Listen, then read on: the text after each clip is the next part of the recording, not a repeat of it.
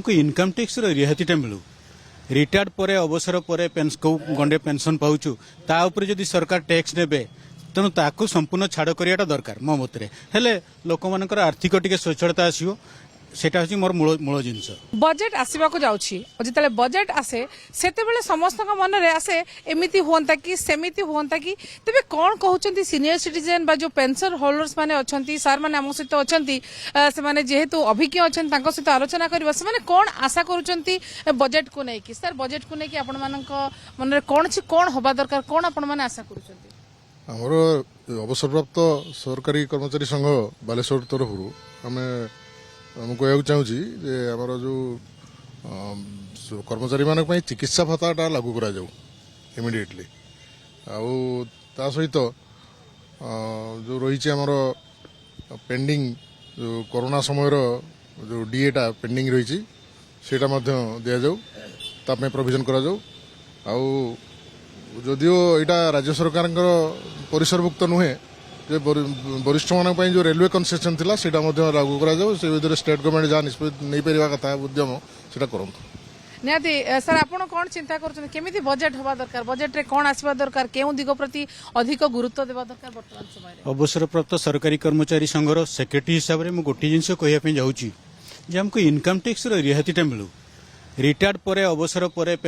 गंडे पेंशन पाऊँ ता ऊपर जदि सरकार टैक्स नेबे तेणु ताकू संपूर्ण छाड़ करियाटा दरकार मो मतरे हेले लोक मानकर आर्थिक टिके स्वच्छता आसीबो सेटा हची मोर मूल जिनस तो सर बर्तमान आम ये बजेट कथा कहते सबू दिग प्रति जितेबाला मध्यवित्त परिवार ठू आरंभ करी व्यवसायी पर्यंत तेज विभिन्न दिग प्रति गुरुत्व आरोप कर व्यय बराद हुए तेज आप सर कौन भावुं एथर बजेट केमी हो भावुं कौन हवा दरकार भावुं देखु मो अवसरप्राप्त कर्मचारी संघर उपदेष्टा अच्छी ए बजेट विषय तो बहुत आमर कहबार अच्छी कि सब कथा तो कहवा संभवपर नुहे आमर कोषाध्यक्ष संपादक महोदय कही सारे तो गोटे वर्गर पेंशनर्स चिकित्सा भत्ता पाँच किंतु अन्य वर्गर पेंशन होल्डर माने चिकित्सा भत्ता पाऊना ये पातर अंतर होची तेणु आमे चाहूँ जे बजेट रे प्रोविजन करा जाऊ सबु वर्गर पेंशनर्स माने चिकित्सा भत्ता पातु प्रथम कथा द्वितीय कथा है आम अवसर पर केते टंका पाऊँ पेंशन कम टंका पाऊँ से इनकम टैक्स आम परिसरभुक्त होचु देखु सरकार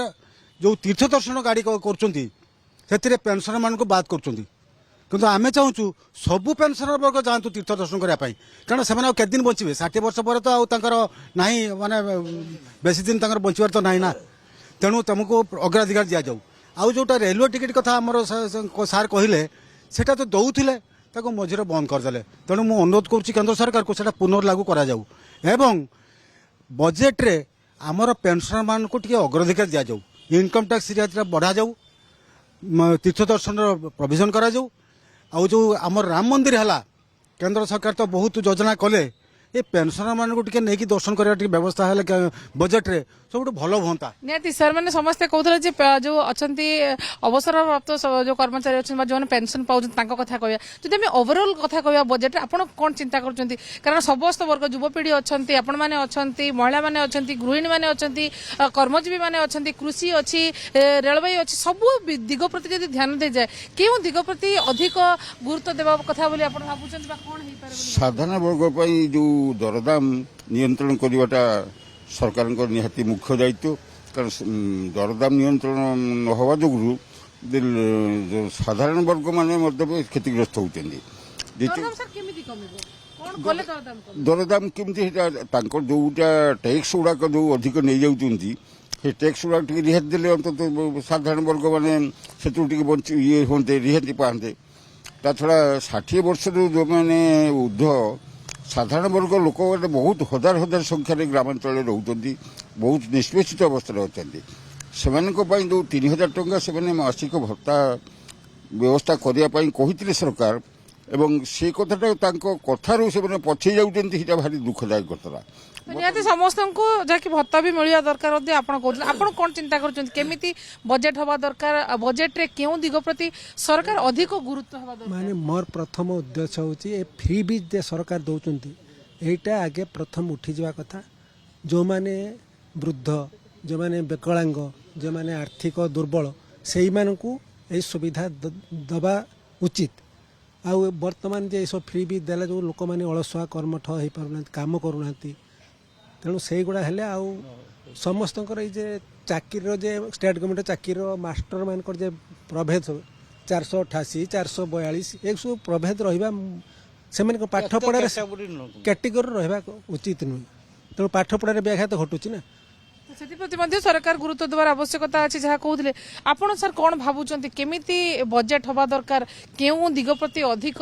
ବ୍ୟୟବରାଦ ହେବା ଦରକାର ଯାହା ବା କେଉଁ ଦିଗରେ ଅଧିକ ଗୁରୁତ୍ୱ ଦେବା ଦରକାର? ବଜେଟ୍ଟି ଲୋକାଭିମୁଖୀ ହେବା ଉଚିତ, ସାଧାରଣ ଗରିବ ଲୋକମାନଙ୍କ ବଜେଟ୍ ହେବା ଉଚିତ। ଏ ଭାଇମାନେ ଯେଉଁ କଥା କହିଲେ ଯେ କ୍ୟାଟାଗୋରୀ ରଖିବା କଥା ନାହିଁ, ଇଏ 80 ବର୍ଷ ହେଲେ 3.5 ପାଇବା, ତା ପୂର୍ବରୁ 1400 ପାଇବା, ଏସବୁ ପ୍ରୋଭିଜନ ରଖି ବୟସ୍କ ଲୋକମାନଙ୍କ ପାଇଁ ଯେଉଁଭଳିଆ ବ୍ୟବସ୍ଥା ହେବା କଥା ହଉ ଏବଂ ସାଧାରଣ ଗରିବ ଲୋକମାନଙ୍କ ପାଇଁ ବ୍ୟବସ୍ଥା ହଉ। ଆଉ ଛାଡ଼ଟା ଟିକେ କମ୍ କରାଯାଉ,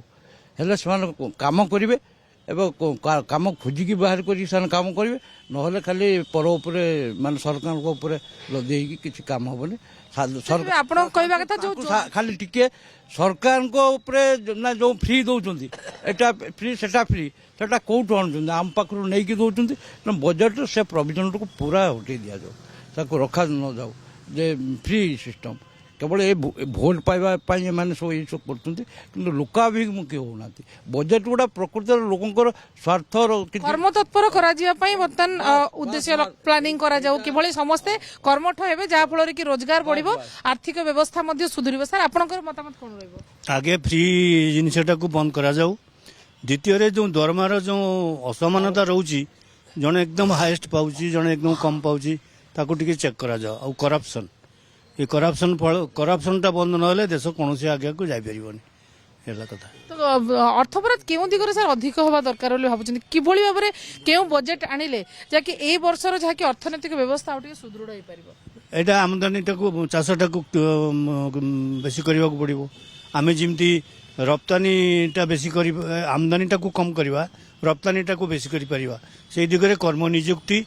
କୃଷି କ୍ଷେତ୍ରରେ ଡ୍ୟାମ୍ ତିଆରି କରିବା, ଚାଷୀମାନଙ୍କୁ ଶିକ୍ଷା ଦେବା, ଏଗୁଡ଼ାକ ସବୁ କରିବା ଦରକାର ନିହାତି। ସାର୍ ସୁନ୍ଦର କଥା କହୁଥିଲେ। ସାର୍ ଆପଣ କ'ଣ ମତାମତ ରଖିବେ ଏଇ ବଜେଟ୍କୁ ନେଇକି? କ'ଣ ଭାବୁଛନ୍ତି କେମିତି ବଜେଟ୍ ଆସିବ? ବଜେଟ୍ରେ ଯେ ପଇସା ବାଣ୍ଟିବା ପାଇଁ ଭୋଟ ପାଇଁ ପଇସା ବାଣ୍ଟୁଛନ୍ତି, କିନ୍ତୁ ସ୍କୁଲରେ ମାଷ୍ଟର 6ଟା ସ୍କୁଲକୁ ଜଣେ ମାଷ୍ଟର, 5ଟା କ୍ଲାସ୍କୁ 3 ଜଣ ମାଷ୍ଟର, 2 ଜଣ ମାଷ୍ଟର, ଜଣେ ମାଷ୍ଟର, ଏଇଗୁଡ଼ାକ ଦେଖିବାକୁ ଶିକ୍ଷାର ଉନ୍ନତି ହେବନି। ସ୍ୱାସ୍ଥ୍ୟ ବିଭାଗର ଯେତିକି ଡାକ୍ତର ହେଉଛନ୍ତି, ଅଭାବ ରହୁଛି ଡାକ୍ତର, ସବୁବେଳେ 50% ଡାକ୍ତର ଅଭାବ ସ୍ୱାସ୍ଥ୍ୟ ବିଭାଗର, ସେଠି ପୋଷ୍ଟିଂ ନାହିଁ। କିନ୍ତୁ ବାଣ୍ଟିବା ପାଇଁ ଚାଲିଛି, ଖୁବ୍ ଯୋଜନା ଚାଲିଛି, ଯୋଜନା ପରେ ଯୋଜନା ଚାଲିଛି, ବାଣ୍ଟିବେ ଭୋଟ କେମିତି ପାଇବେ। ତେଣୁ ସେସବୁ ବନ୍ଦ କରିକି କେମିତି ମୌଳିକ ସୁବିଧା ଗୁଡ଼ାକ ଲୋକମାନେ ପାଇବେ, ଶିକ୍ଷା ବିଭାଗର ଉନ୍ନତି ହେବ, ବେଶୀ ଠିକ୍ ଭାବରେ ଡାକ୍ତର ରହିବେ, ପ୍ରତ୍ୟେକ କେତେ ଲୋକ ସଂଖ୍ୟାକୁ ଯେଉଁ ଡାକ୍ତର ସଂଖ୍ୟା ରହିବା କଥା ସେତିକି ଆନୁପାତିକ ଭିତ୍ତିଭୂମିର ବିକାଶ ହେବାର ଆବଶ୍ୟକତା ରହିଛି। ଆଜ୍ଞା। ଆଉ ଶିକ୍ଷା ବିଭାଗରେ ବି ସେଇଭଳି 5ଟା କ୍ଲାସ୍କୁ 5 ଜଣ ମାଷ୍ଟର ମିନିମମ୍ ରହିବା ଦରକାର, ସେଠି 2ଟା 3ଟାରେ ଚଳିଯାଉଛି। ନିହାତି ଆମେ ଆଲୋଚନା କରୁଥିଲୁ ସାର୍ ମାନଙ୍କ ସହିତ ଏବଂ ଯେଉଁ ମିଶ୍ର ପ୍ରତିକ୍ରିୟା ଆସୁଥିଲା ଯେ ପ୍ରାଥମିକତା ବା ଅଧିକ ଯାହାକି ମତାମତ ଆସିଛି ଯେଉଁ ଫ୍ରି ସ୍କିମ୍ ରହିଛି, ଫ୍ରି ସ୍କିମ୍କୁ ବନ୍ଦ କରି ଦିଆଯାଇ ତା ବଦଳରେ ଶିକ୍ଷା କ୍ଷେତ୍ରରେ, ସ୍ୱାସ୍ଥ୍ୟ କ୍ଷେତ୍ରରେ ଏବଂ ଉତ୍ପାଦନ କ୍ଷେତ୍ରରେ, କୃଷି କ୍ଷେତ୍ରରେ ମଧ୍ୟ ଯଦି ଅଧିକ ବ୍ୟୟବରାଦ ହୁଅନ୍ତା ତାହେଲେ ଆମଦାନୀ ବଢ଼ନ୍ତା ଏବଂ ଆର୍ଥିକ ବ୍ୟବସ୍ଥା ମଧ୍ୟ ସୁଦୃଢ଼ ହୋଇପାରନ୍ତା ଏବଂ ବେକାରୀ ସମସ୍ୟା ଯେଉଁ ରହିଛି ସେଇଟା ମଧ୍ୟ କେଉଁଠି ନା କେଉଁଠି ଦୂର ହୋଇପାରନ୍ତା। ଏବଂ ସେମାନଙ୍କର ଯେଉଁ ଦାବି ରଖିଛନ୍ତି, ଯେଉଁଭଳି ଭାବରେ पेंशन होल्डर्स माने सेमाने किभଳି भाबरे अधिक गुरुत्व पाइबे बा प्राथमिकता सेमानक मध्य दियाजिबो से नै मध्य सेमाने मत बाड़ीछंती। तबे समस्तकर अपेक्षा रहइबो बजेट को एवं कोन बजेट आसुची चलित वर्ष पई एवं केउ माने एथिरे उपकृत हेउछंती। बालेश्वर कैमरा पर्सन चित्तरंजन सहित सुमना परिडा, कनक न्यूज।